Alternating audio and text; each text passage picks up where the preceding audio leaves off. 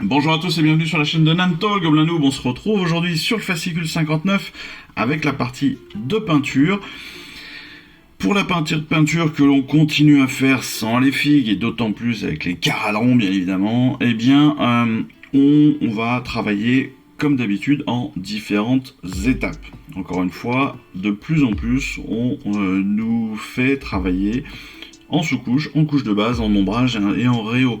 Et c'est très bien parce que c'est vraiment comme cela qu'il faut penser les choses. Donc, comme vous le voyez, on va ensuite bien développer, de plus en plus développer aussi cette partie de réo, et ça c'est intéressant.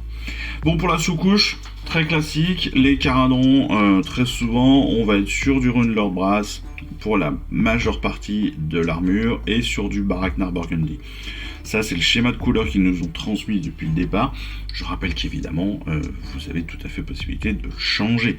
Mais le Rune Lord Brass, je trouve que ça fonctionne très très bien sur les armures de Caradron, surtout associées au Lead Belcher.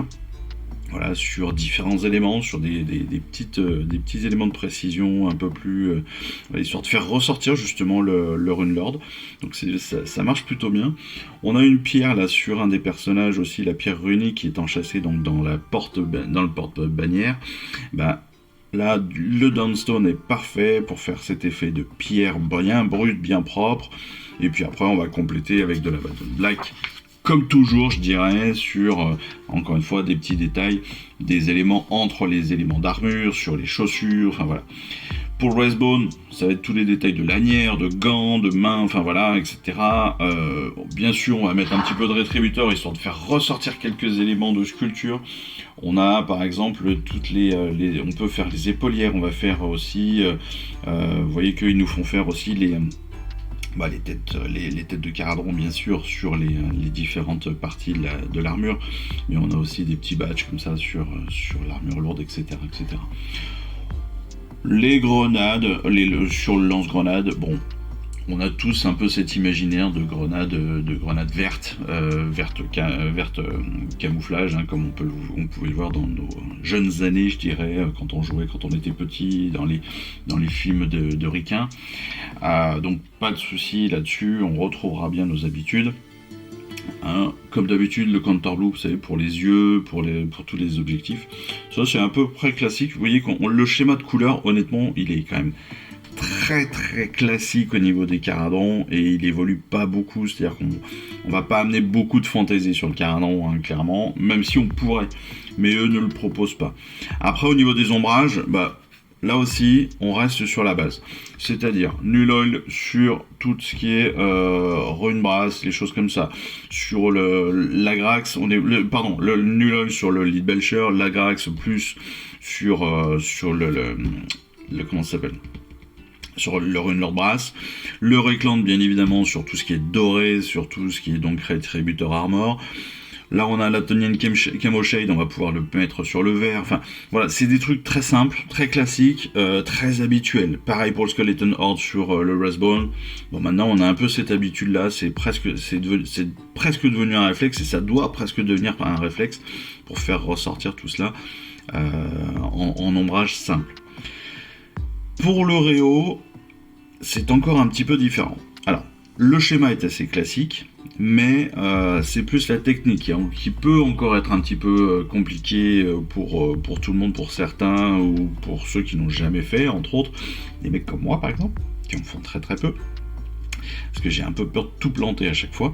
Mais voilà, donc on va encore une fois prendre un pinceau très fin.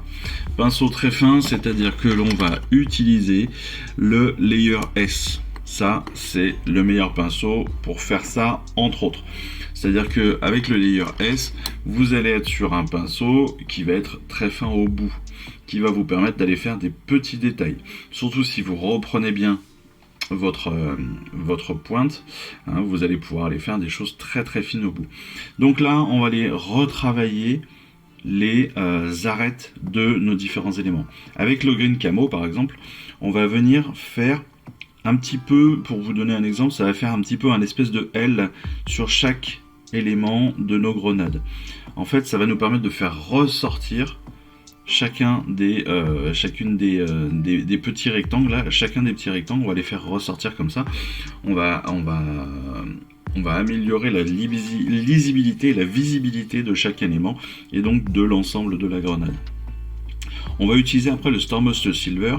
Lui, le Silver, on va faire les arêtes de notre armure et puis les arêtes aussi de nos armes, de nos sacs à dos, etc. Vous voyez qu'on va passer là sur chaque élément d'arête, chaque élément qui va ressortir comme il faut, qui va ressortir de façon assez prononcée de l'armure pour venir illuminer comme ça avec le Stormhost Silver.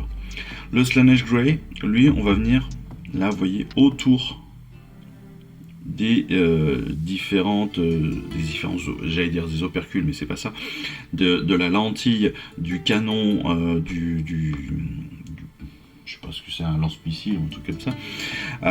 Le Teclis Blue, lui, par contre, on va venir chercher les yeux, on va venir chercher le réticule, les lentilles. Les lentilles oculaires ou les lentilles d'armes, les viseurs, le viseur de l'arme là directement.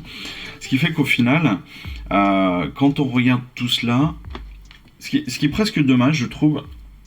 Alors, c'est très bien présenté comme d'habitude, hein, cette vision d'ensemble et cette galerie d'images. C'est toujours très très bien fait.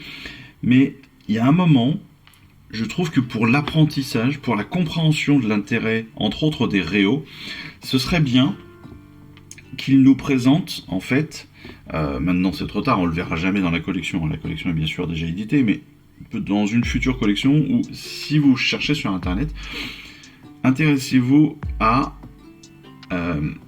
quelle est la représentation, quel est le visuel de mon personnage, si je ne fais que les couleurs de base, donc que la sous-couche, que la couleur de base classique que l'on va peindre au-dessus de notre sous-couche, les layers si on en a mis en plus de nos couleurs de base, ensuite l'ombrage, est-ce que tout cela, voilà, les différentes étapes comme ça de peinture. Et vous allez voir que votre peinture, elle va vraiment évoluer si vous comprenez tout l'intérêt. L'ombrage, il va vous amener de la profondeur. Le réau, justement, il va vous faire ressortir des éléments. Et c'est ça qui est intéressant, c'est que l'ombrage va un petit peu assombrir et le réau va le faire réilluminer pour que il soit d'autant encore plus visible, encore plus présent, encore plus beau sur votre champ de bataille. Et là c'est exactement ça avec les foudroyeurs. Si on prend tous les réaux, vous voyez, le Stormhost Silver, juste en faisant des tout petits traits sur les arêtes de nos armures, de nos barbes, de nos casques là, sur les armes, etc. On va faire ressortir tous les éléments, on va le rendre beaucoup plus lumineux. Ce que l'ombrage avait justement annulé. L'ombrage permet justement d'assombrir un petit peu, mais d'assombrir les éléments profonds. Là, le réau permet de faire ressortir, de ramener de la luminosité sur les éléments visibles et sur les éléments supérieurs. Et c'est ça qui est intéressant, et c'est là qu'on voit aussi tout l'intérêt de la chose. Vous voyez là, le Slaanesh Grey, il fait vachement ressortir justement le canon, le réticule, le réticule, le réticule, je crois que c'est ça. Hein. Enfin, la lentille en tout cas. Voilà, c'est tous ces éléments-là qui, combinés, vont amener justement la lisibilité, la visualisation de vos figurines sur votre champ de bataille, et en plus qui va amener un sentiment de finition, voilà, d'un élément fini, beau et que vous aimez, et ça c'est quand même super cool. Voilà, c'est quand même le but du jeu quand vous faites de la peinture, c'est qu'à la fin vous ayez une figurine que vous aimiez et que vous soyez content d'avoir peint, tout simplement. Voilà. J'espère que cette petite vidéo peinture sans figue comme d'hab vous aura plu, elle vous aura amené 2-3 éléments d'information. Encore une fois, c'est surtout le global qu'il faut suivre. Encore une fois, si vous avez des envies de couleurs, n'hésitez pas, faites-vous plaisir, c'est vous le chef, c'est vous le maître d'armes. Donc c'est à vous de choisir ce que vous voulez pour votre armée, même si là on a un super guide de peinture, mais vous avez tout à fait possibilité de changer. Voilà, exactement. Allez, en attendant la prochaine vidéo, qui sera la vidéo de règles de la semaine, et bien écoutez, moi je vous souhaite à tous une excellente fin de semaine, justement, et puis je vous dis à très vite. Allez, je vous embrasse. Ciao. Je vous remercie d'avoir suivi cette vidéo. Si ça vous a plu, eh bien abonnez-vous, lâchez un petit like et un commentaire et suivez-moi sur Instagram. Instagram où je poste régulièrement des photos de mes dernières réalisations et dernières peintures. Et puis comme il est maintenant de tradition sur la chaîne, je vous souhaite une excellente fin de journée et surtout, lisez bien, collectionnez bien, assemblez bien, peignez bien et jouez bien. Allez, je vous embrasse et puis je vous dis à très vite. Allez, ciao, bye bye.